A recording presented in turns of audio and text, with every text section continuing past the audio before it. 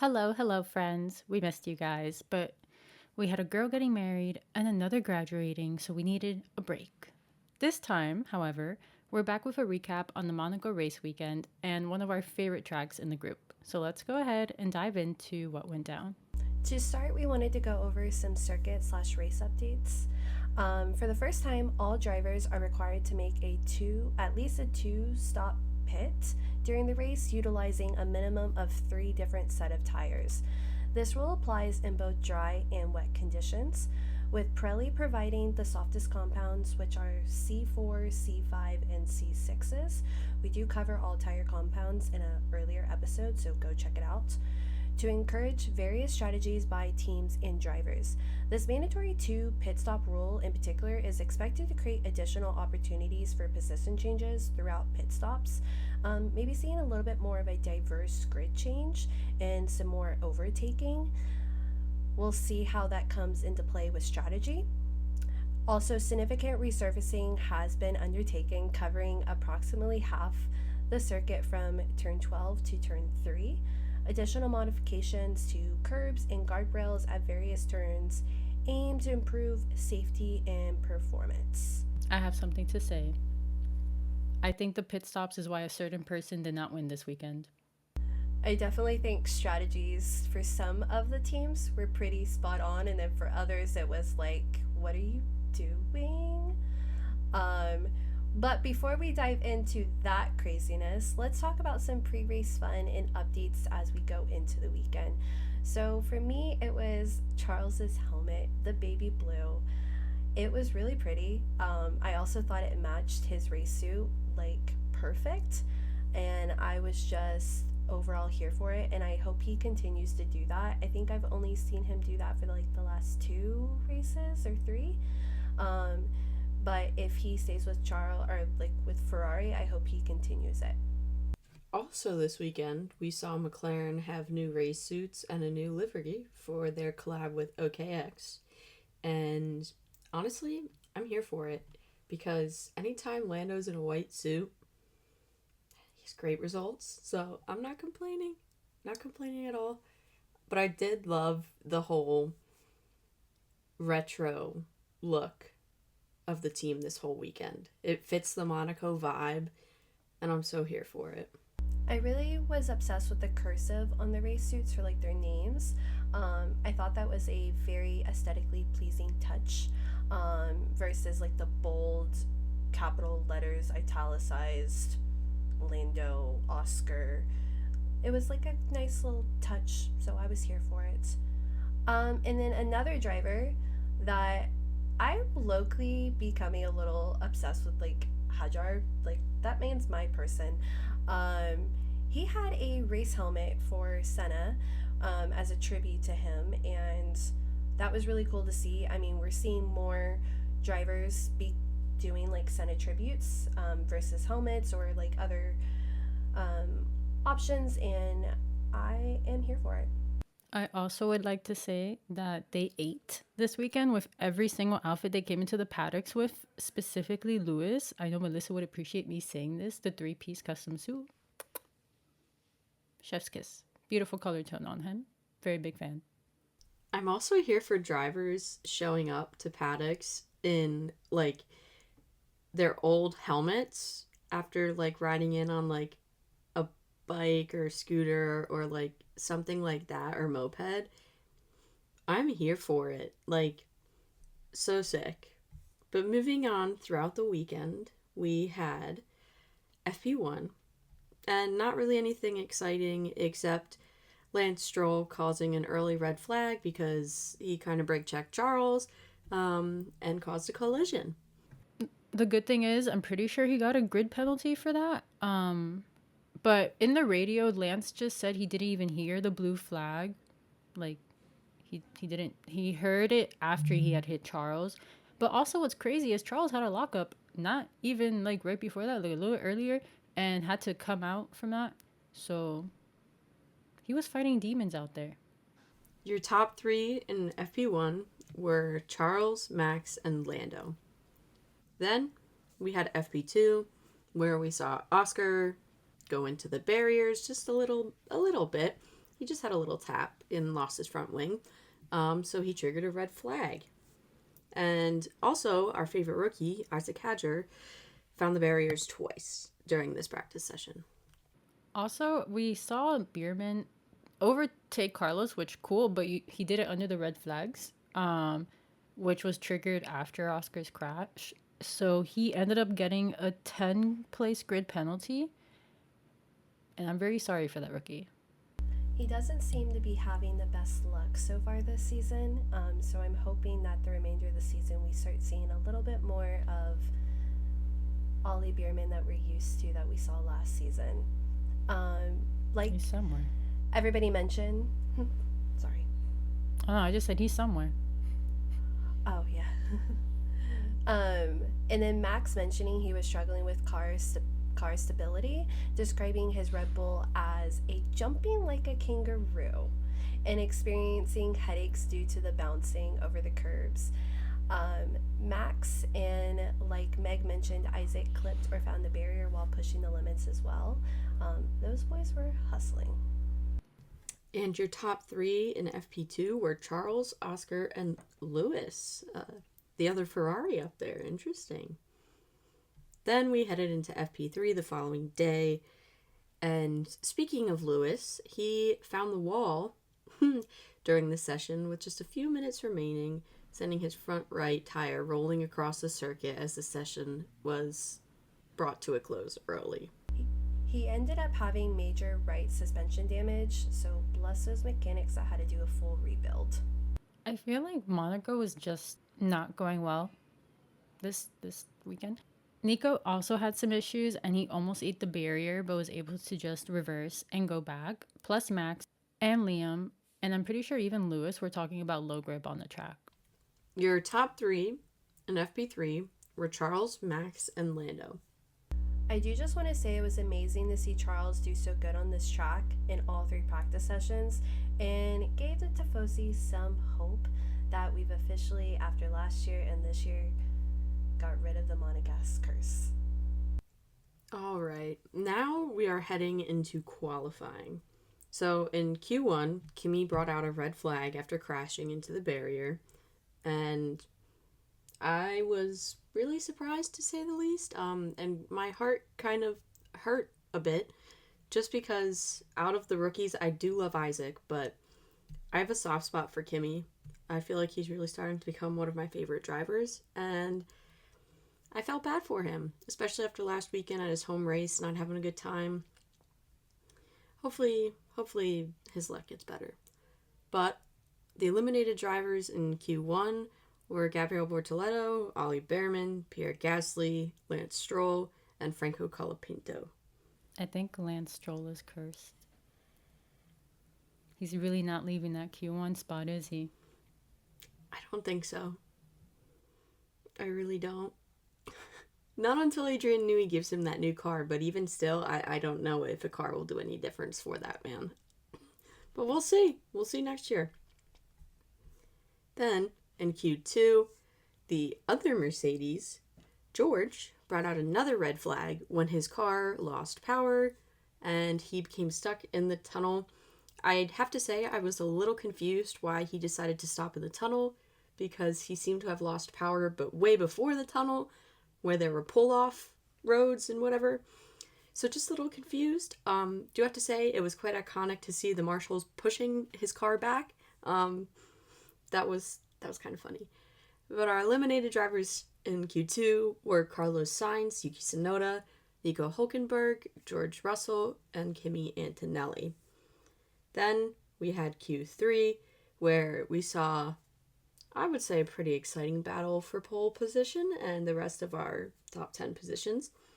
And the final classification before penalties, since we knew they were coming, were P1, Lando Norris, P2, Charles Leclerc, P3, Oscar Piastri, P4, Lewis Hamilton, P5, Max Verstappen, P6, Isaac Hadjar, go Isaac, P7, Fernando Alonso, I think a shocker of the day, P8, Esteban Ocon, another shocker, P9, Liam Lawson, both Racing Bulls in the top 10. Hasn't happened yet. Pretty exciting. and P10, Alex Albon. Like I said, before penalties, things will change. I was watching this on the way up to Orlando, and I just could not stop laughing at the end because I was like, are you fucking kidding me? Like, are you kidding me? Lando?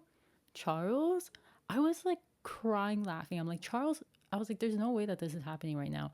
Charles literally could have broken his, like, the 4 pole position records, and instead, Lando was like, no, no, no. And they've been kind of like very aggressive at this point this whole weekend with one another. They were really racing.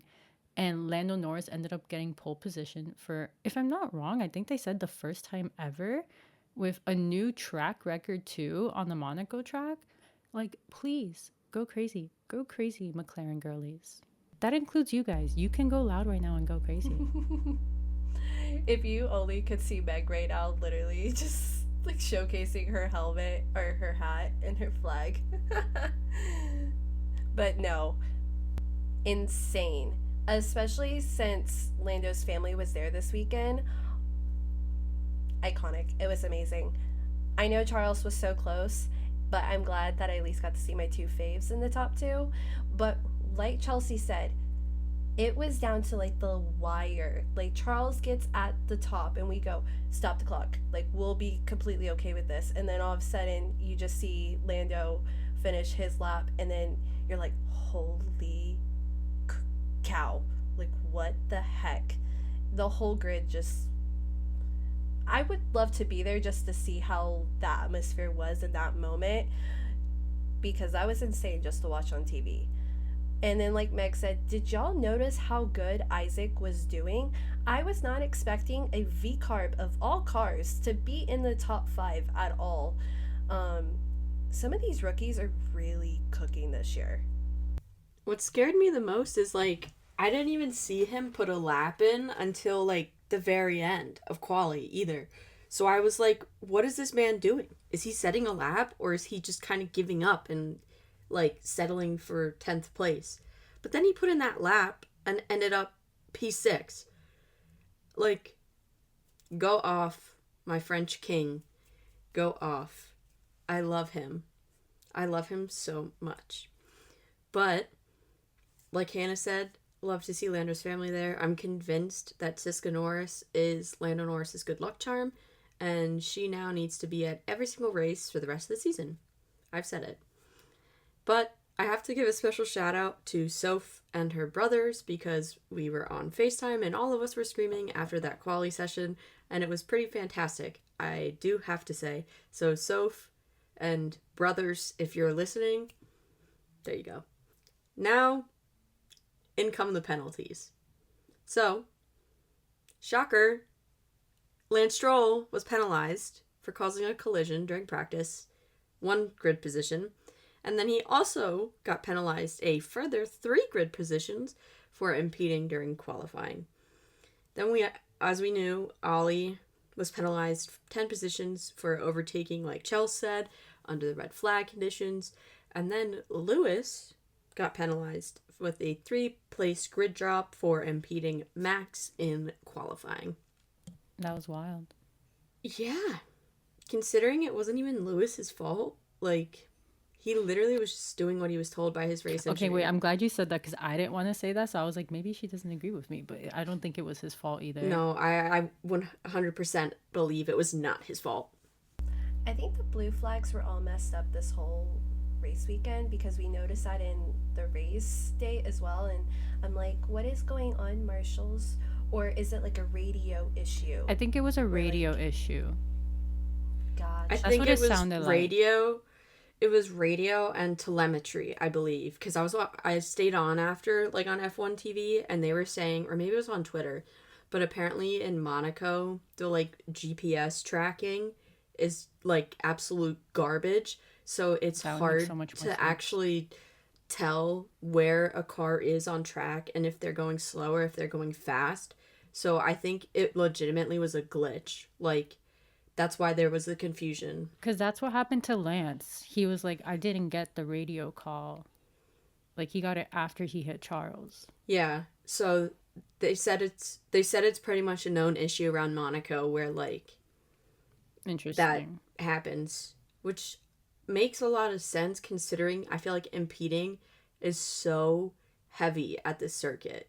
I mean, one, it's because it's Monaco and like there's nowhere to go but into the wall. So small. Exactly. But two, it makes sense. But even after qualifying, Lewis and Max talked to each other, and I'm pretty sure Lewis was like, "Hey, man, I did not mean to do that. Like, Yeah. I was told I you were saw them going have slow." like the quick conversation with the hand clap, whatever that's called. Dap. Dap. They dapped up. They dapped up. I think they're fine. I'm sounding so old right now. Nah, they're fine. Everything's fine. But now it is race day, and we have the race. And not gonna lie, that lock up into turn 1 freaked me out and scared me a little bit. I thought there was a collision, but there wasn't. So it's okay. Everything's fine. It's fine. Everything's fine. No big deal. From Lando, yeah, he recovered very well, and did not give up. Like, that man fought.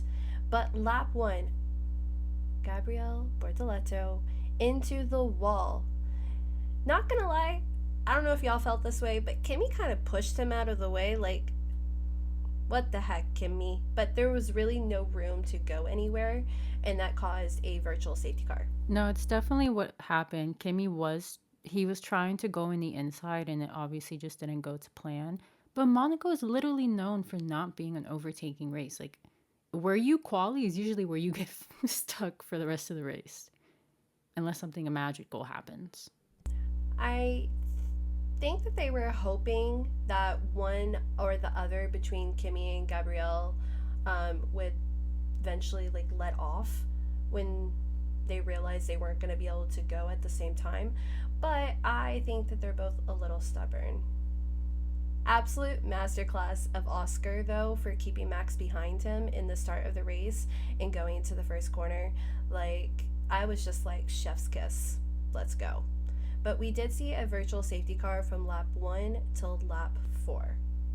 Did anybody else hear Alonso's sassy radio message when his engineer said to push? I think Fernando Alonso is actually very over Aston Martin at this point. And honestly, I don't blame him.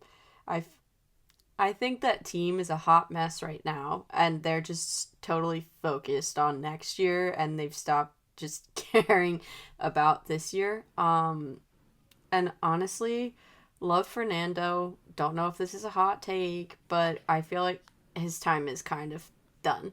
And they need to let some new people into the sport.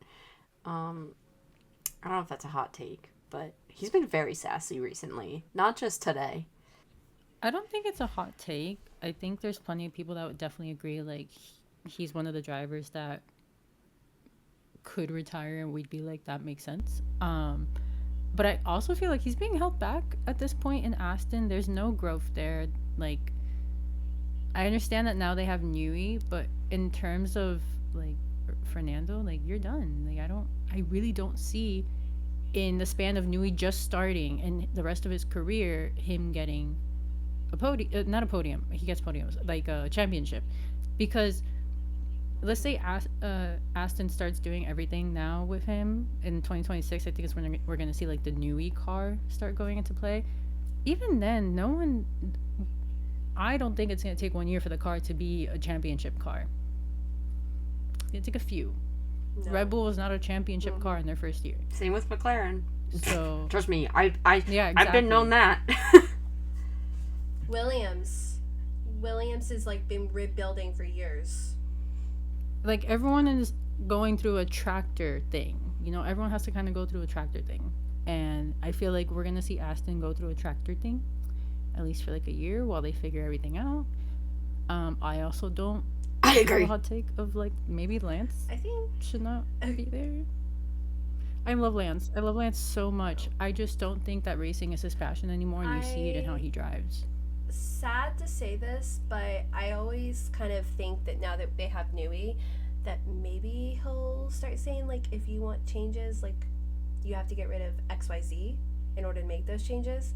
And I think we're all just kind of waiting to see when that shoe will drop. I mean, I don't wish that upon anybody, but also, like Charles said, sometimes the time comes. It's just what it needs to be in order to grow and do better. And listen, when the choice is Max Verstappen or Lance Stroll for that Aston Martin seat, I think we all know the answer. Oh my god, yeah, I heard about that. Was that real? Do we think that's actually gonna happen? If Adrian Newey's able to build a like solid car, I think Max is kind of over Red Bull and Christian Horner and Helmut Marko. Like, I just think PR wise, they're not a great team to work for. No. And if Aston can build and have a successful car, I think Max would go to Newey.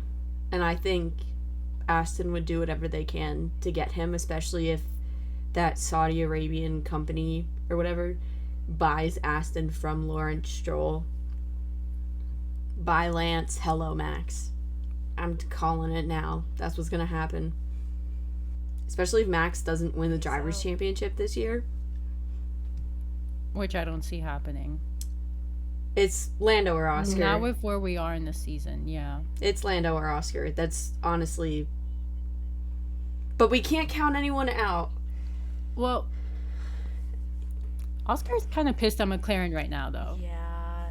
He was not very happy about the strategy calls at all in the pit stops for this weekend. And he made that very Dude, known. stop. When he came on the radio, he's like, so now what's the plan? Because that didn't work very well. There is so much sass in that one sentence that is actually so politely said. Because where's your plan that gets me a win? He's got no shame also making it known when he's frustrated. And he has a very proper way of doing it to where it doesn't sound too bad. But at the end of the day, you're like, right. Oh, yeah. Almost like George sometimes. Yeah, and you're just like, oh, so you are mad. Got well, it. Listen. And then you're like a little fearful because you don't see that from him. This very is what often. I'm going to say, and I'm going to say it. He's just upset because he wasn't the golden boy this weekend. Hot take, but he just gets upset when he doesn't get his way. But am I wrong? Your stance on this. Okay. Am I wrong? You know your stance on this. I don't know if you're like wrong, but I definitely think like we have to remember he's literally what at this point, 4 points away from beating Lando. 3. It's a. I'd be pissed as hell too. It's a 3-point gap. Like they are teammates, and at the end of the day, they're gonna get the points they need from McLaren to also win the constructor championship. But they are definitely the kind of teammates that are competing against one another. They're not like Alex and Carlos where they know they're not gonna get the championship, so they're more so working with the team. Like they're working against one another too in the process of everything, every step of the way. And I think it doesn't help that McLaren hasn't made their thoughts or their opinions about like who they are really focusing on clear. They're kind of taking it race by race, strategy by strategy.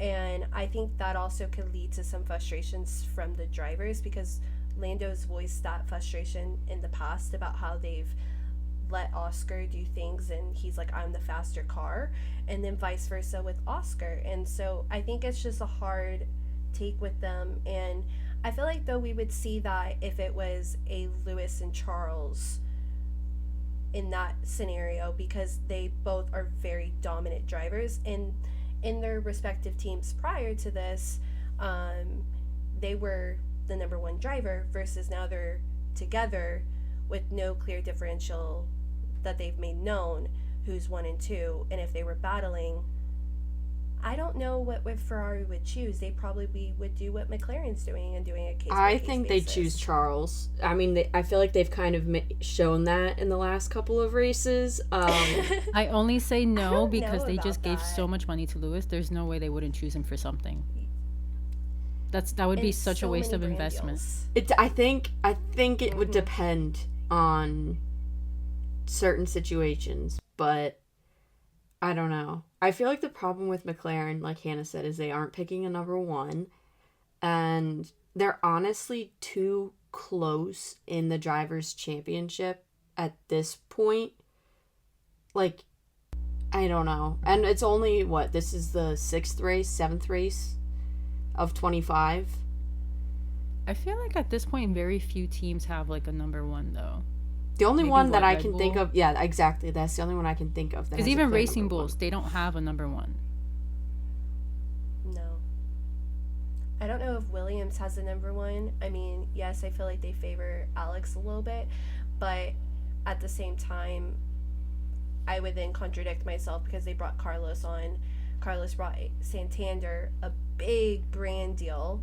He's literally helped improve the team. So I don't know if any team really has a number one, like you said, other than Red Bull. Maybe Merc. I feel like. But I really don't think so anymore because Toto has. If you look at interviews and things like that, you can tell that Wolf is putting a lot of focus on the new kid. George has actually almost been pushed to like the back. Last year, as soon as like Lewis announced that he was leaving, he like put all of his hands in Kimmy's bucket and like he talks to him like on a shrine. But also in his defense, Kimmy is doing very well. He backs it up. But I think Isaac did well this weekend too. He's the youngest ever pole sitter. Isaac, I think Isaac will end up if something happens, I don't know. I think we could see Isaac in the other Red Bull seat. I personally want to give him another season in Racing Bulls. I don't think he's ready for that jump yet. I think it would be way too much for him. But I think knowing Red Bull, he is very young. I think he's got a lot to learn, but he did do an incredible drive from him this weekend in quali and even in race, keeping up with what I would call the big boys, especially on the Monaco, topper teams. Yeah, especially at the Monaco Grand Prix, where I don't think he's ever raced before. When I was looking, so it's a new race, it's a new circuit, it's a tough circuit. With how tight it is and how little overtaking of room you have to do things. So to see that, I was like, let's go. But we saw quite a few rookies who hadn't raced there before race here this weekend. And I was happy that all of them escaped clean and were good. No Checo accidents. No. I was just gonna say no repeat of last year. Checo now when I see the cave. What the hell? The crane. The cave. The crane. The tunnel. What do you mean tunnel? Oh, crane I thought you were or talking tunnel? about the crane. I was like, huh? The tunnel. Well, which Checo accident are we talking about? Are we talking or no? I'm talking about the tunnel accident because that's the one that always pops into my head. I thought you were talking about last year with K-Mag and Nico. Oh my god, I forgot about that one But- actually. R.I.P. that crew. The Anyway. one big crash that we can actually say, which I don't know if it really was a big crash, but Pierre, oh my gosh, that man, after that crash, what I would like to say, driving back to the pit lane on 3 tires with no front wing, and that insane message from Yuki to go along with it, I was like, well, that just happened. Yuki was so valid in being frustrated and asking if Pierre was an idiot, though, because he underbraked into him. And Pierre also accidentally parked at Williams after that. I did see that. He didn't even go back to his team. He parked at Williams, and then that caused a little bit of a backup because Liam was like, "Hey, I need to get into my spot." They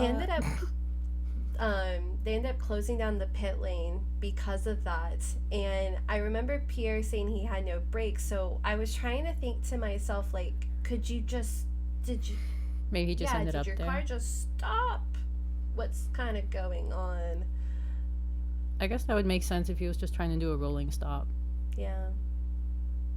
I guess that's confusing. So it's funny, it was though. really funny. Especially since He's like, I'm gonna go in this team next year.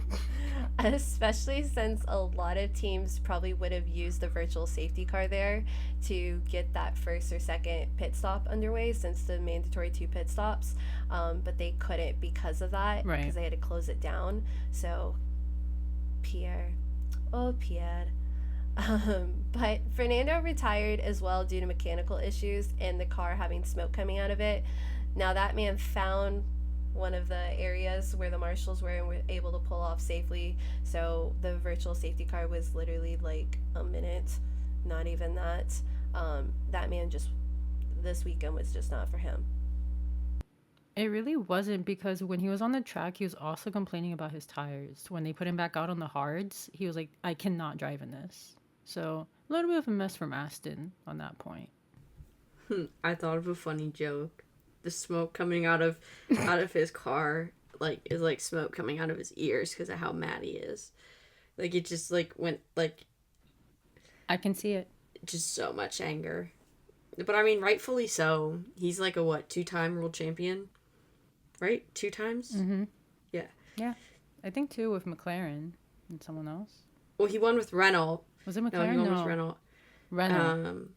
Like, rightfully so. But can we talk about the George and Alex drama real quick? Because, whoo, it was getting spicy. I was not expecting that from 2 guys who literally are like besties. I was like, whoa. But then I also have to remind myself that adrenaline exists when they're racing. I accidentally put my comment in the wrong spot on their notes, but he ended up getting hit with a penalty for like the drive-through penalty, and I kind of was like annoyed because he was saying on the radio like he was gonna do it because Alex was driving chaotic or erratic or something like that, and that's why he didn't want to give the position back. And I was just like, my man, you're just trying. He's trying to do the thing where it's like mess up and then like apologize later, and it did not work in his favor. He literally said on the radio when they told him about the penalty, he goes, I don't care. Like, Crazy work. I must have missed that because I did not catch him saying, I don't care. What the heck? well, it wasn't, I don't think he said, Yeah, like, I don't well, care, but it was pretty much along those lines. It was no, it was I don't have a comment on that when they interviewed him Sass. afterwards. But I'm pretty sure he said something Yeah, in the something like moment, that. too, like, on the radio. I'm sure he did.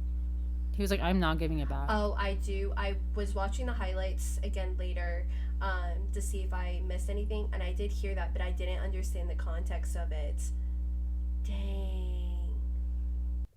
Sassy George. And I agree. I think that's pretty wild considering their friendship, but we also have to remember, like, on the track they're not friends. Exactly. They're just competing. But he got hit with a penalty, a drive-through penalty. I'm not really sure how that affected it, though. I didn't really forgot to check that. I don't know, because I feel like every, like, 2 seconds I kept seeing a Mercedes pit towards the end of the race, so I don't know what was going on. It made no sense because Mercedes waited to the last moment to do their 2 pit stops, hoping for another virtual safety car or red flag, and they almost didn't do it. It seemed like it was like all the teams the first 30 laps like did their 1 or 2 pit stops, and then Mercedes over here like, I've not done any. What the hell? Honestly, I was kind of impressed with Racing Bull's strategy, because I think it was by the 20th lap, they were both done with their 2 pit stops. And I'm pretty sure that helped them in the long run way more than the other teams. So I think some teams were either trying to see how long they could last without having to do a pit stop at all, like the second one at least. And like you said, waiting to get that virtual car that just never came.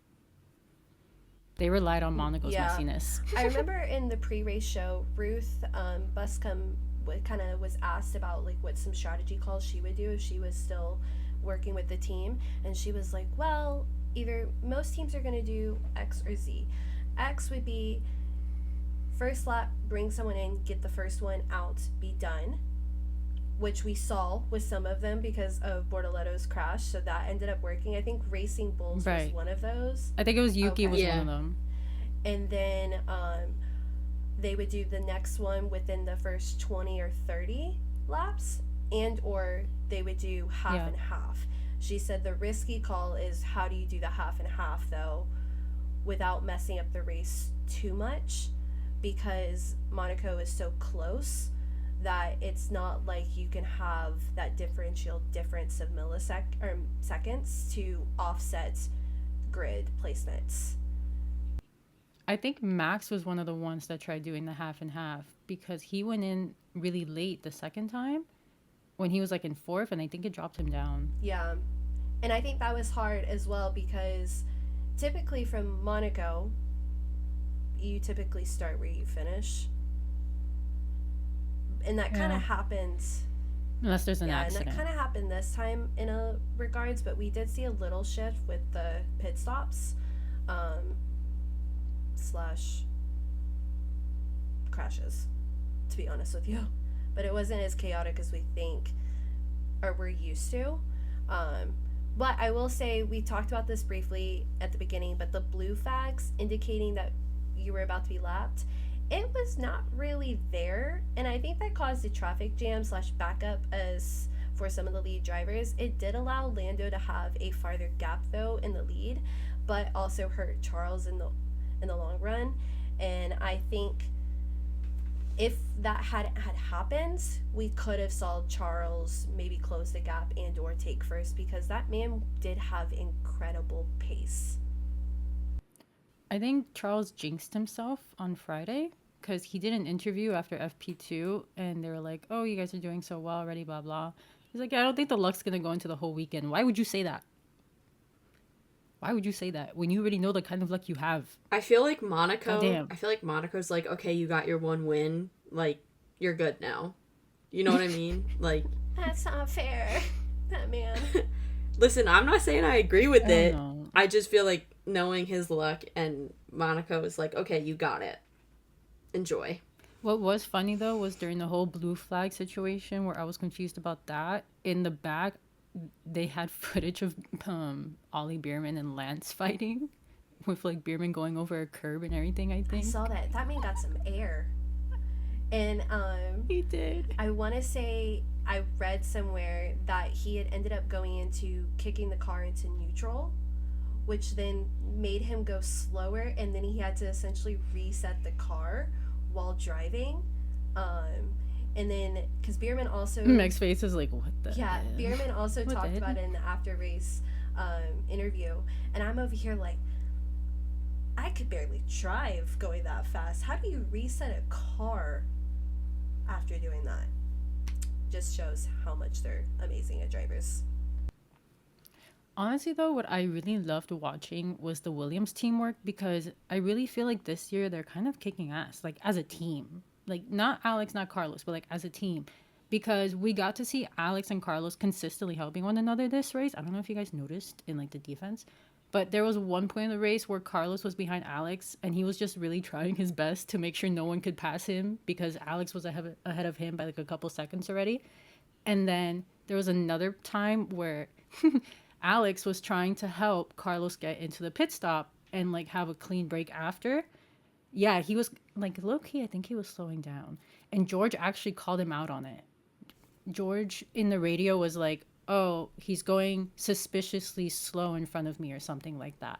And low-key, I think it was Alex helping Carlos get into the pit lane to have a clean break when he came back out. I saw a meme on Instagram that was a picture of Alex as a tractor and all the cars behind, and they're like, this man's a tractor just holding back everybody from being able to drive. And I was like, teamwork.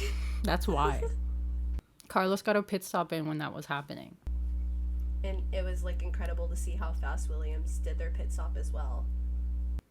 Williams is really kicking ass. You know what was great? James Vowles and Toto Wolff yelling at each other. Did you see that? Let's talk about it. Let's talk about it. Did you see that? I did. I was like, James is at the bottom and Toto's on the balcony, and James is just like yelling, and Toto's like, oh, okay, yeah. It's giving Drive to Survive when he was yelling at Christian. The whole, oh my god, I have the papers. Yeah, I have it printed. I think Toto Wolff is probably just someone who does not mind voicing his opinion. And I'm sure James was like, nah, I can fight you back. This is okay.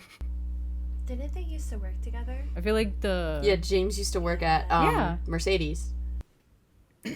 He gave... Remember when James went into Williams, he was very much like, this is not going to be a Mercedes sister team. He gave the iconic line to Valtteri. Valtteri, it's James. Mm-hmm. You know? I do remember. I knew he worked for Mercedes. I just couldn't remember, like, if it was before the Total Wolff era. Well, I contradicted myself because Total Wolff's been there for, like, no, forever. Never mind.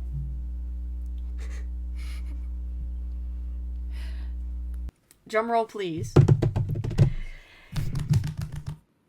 Lando Norris wins the 2025 Monaco Grand Prix. Yes! Yes! Yes! Literally could not be happier for him and the team. He needed this win for his momentum for this championship this season. And he even said after the race, he's like, I can't doubt myself after this. Like, man's literally doesn't go on his phone anymore. He, like, doesn't go on social media. He's, like, but very happy for him. And a McLaren double podium again. So, can't complain. I think people love to talk smack, but TBH, Lando lets the racing do the talking, which is amazing, which is something we haven't seen in the past from him, and it is an incredible way of just proving the haters are wrong. Honestly, I think the problem is a lot of people, and like me included, we will see like Oscar winning consistently, and they almost automatically say, okay, now Oscar's the best. But then they see Lando winning consistently, and like they're like, okay, Lando's the best. And we have to remember at this point they're almost, and I know it's really like, I know people argue with me, but they're almost like at the same caliber. They really are. They're in the same exact car, and they somehow have very relatable skills in their driving, and you see that in how well each one of them is doing. Agreed. They're not really competing with the rest of the track at this point. They're competing against one another. Agreed. I think it's really fun to see. I'm happy if people will stop shit talking a little more now. I'm hoping that McLaren will let them race until the end and let the racing do the talking instead of the team do the talking for them. Yeah. About who's the best. Agreed. Me too. I kind of really like that they don't do the 1 and 2 driver. I don't think it's needed with the kind of drivers they have. They literally can't do it. Like, they're both amazing drivers. They literally have some of the best drivers in the field and on their team. Mm-hmm. And that's coming from me, who mainly only likes Lando. But, like, I can't deny Oscar's a fantastic driver. Like, he knows what he's doing. I mean, he's leading the championship right now. Yeah. You can't deny the talent that he has. But, like Hanna said, I really hope they just let them fight it out this season and, like, they don't get involved, because that's when it gets messy, when the team gets involved. We saw it with Red Bull. Saw it with Mercedes. We do not need that to happen. We do not need Multi-21 or Mercedes. We do not need either of those. And also, I think that if Max didn't pit, there should have been something other than, like, just a 30-second penalty, because they straight up were trying to just play the rules, play the FIA. I don't know. I don't know what your guys' take is on it, but because 30 seconds wouldn't have even done anything. Like, he would have finished in the same place. I really think Monaco is just such a hard track. I mean, like, the FIA thought that the 2-stop strategy rule would come into play and we see a larger shift of who is where in the finishes, but we really didn't see anything. Most people ended up where they started, if not 1 or 2 ahead or behind from their original starting position. So I don't really know. I think, like I said earlier, it probably affected some people's driving. Like, I think Charles, for example, probably would have maybe also done... I think Charles and Max are examples of who would have done better with the continued 1 pit stop. But, like, and I think maybe the 2 pit stop might have actually helped the McLaren team for some reason. I think it did make a difference. Maybe not a huge difference, but at least something different. But at the end of the day, the only thing that would ever make a difference in that track is somehow widening at least 1 or 2 turns. That would be the only way, because at this point, the track has nothing to do with your pit stops. It has to do with where can you overtake, and that's just not really a thing. It doesn't have anywhere to give, if that makes sense. It's literally... No, it doesn't. it's like they would literally have to find some way to reconstruct it, and that's not even an Yeah, option. it's so small of a town or city. And I think the other problem too is like F1 cars are so big now that And they keep getting bigger. yeah, I mean thankfully I think in 2026 they're getting actually a little bit smaller. Oh, I think I did. But the size of the car also does not help the fact that nobody can overtake on that track. And, like, don't get me wrong, I love Monaco. It's one of my favorite tracks. It's just kind of like, you'll see some crashing. Qualifying's the most exciting part of the whole weekend, not even the race, I would say. Because, like we've said before, where you qualify is pretty much where you're going to finish. No, I agree. Yeah. I mean, we did see, though, this weekend, Lando Norris closing the gap to Oscar Piastri with his win in the Drivers' Championship by only 3 points. Meg mentioned this earlier, but I do want to kind of say it's crazy, but Max is 25 points behind Oscar in the championship, which is, that's insane, because we're starting to see, like, McLaren push away from Max, and are we seeing Red Bull's downfall, dare I say? We are. If you compare it to last season where Max was almost 100 points ahead of people, Mm-hmm. Yeah. you are at you are at Red Bull's downfall. Maybe not Max. I'm sure he's still the driver he is. It's the car that went down. I mean, Red Bull had not a great car last year, but they have an incredible driver that still put it where it was supposed to be, despite McLaren closing the gap. And then now I think we're just slowly seeing Red Bull just shift downwards. Especially with Newey gone. You can never count him out, though. Like, No, never. No, never. They're still a top team. and there's still Top so driver. many races left. Like, And they still have the money to back them up. this championship probably will not be decided until Abu Dhabi. I'm calling it now. It's not going to be like an earlier race like it has been in the past. Unless... I don't think it will be called between teams. No. I'm sorry, between drivers. No, that's what I meant. I think it's going to be called between teams. I meant the Drivers' Championship. The Okay, I was constructors... going to say, like, teams, No. McLaren is winning out of the bag. No. I've seen McLaren will win Las early. Vegas. Yeah. McLaren will win early. I'm talking Drivers' Championship. Drivers, yeah, I can see that. I think Drivers' Championship is going to go down to the wire.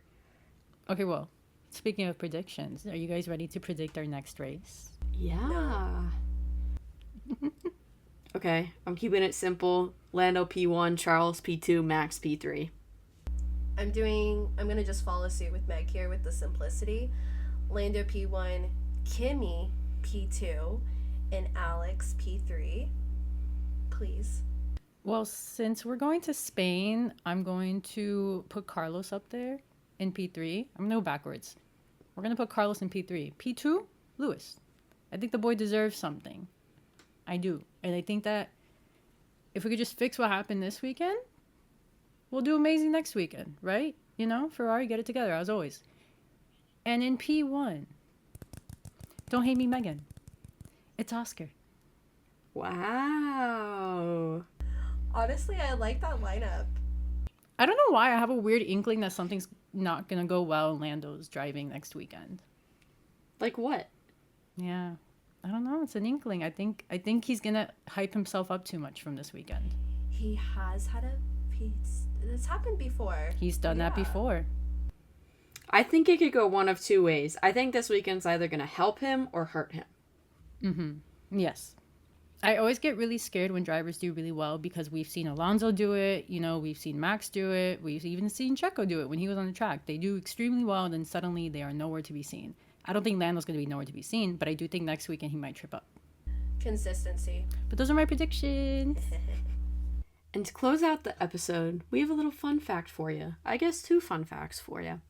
So, Lando is the first driver in F1 history to set a sub 70-second lap at Monaco. Or, I got another fun fact for you. The last time McLaren won in Monaco was Lewis in 2008. Guess who won the Drivers' Championship that year? Lewis Hamilton. He also won in Australia that year. Guess who also won in Australia this year? And that's where I'll leave it. Is this girl mathing Lando onto the podium? Not just the podium, it's girl mathing him to winning the Drivers' Championship this year. Superstition, Meg. And I'm not a superstitious person. Listen, I get this from you guys. This isn't a me thing, okay? We do this to you? Yeah, y'all with the crystals and the superstition and the crystals is yeah. But yeah, you're not wrong. I am superstitious. And that's a wrap on the prestigious Monaco Grand Prix. This race gave us a bit of chaos and comfort to watch all in one. Let us know your favorite moment of this Grand Prix on our socials. Everywhere we are Paddock Girls Podcast, except X, where we are X, or Blue Sky, where we are Paddock Girls Pod. Don't forget to subscribe, leave us a review, and follow us on socials so you don't miss a thing. Next stop is Barcelona, where we might get to see the last race on this incredible track. Appreciate you tuning in, and thanks for joining us in the paddock. See you at the next race. Bye. Goodbye. peace.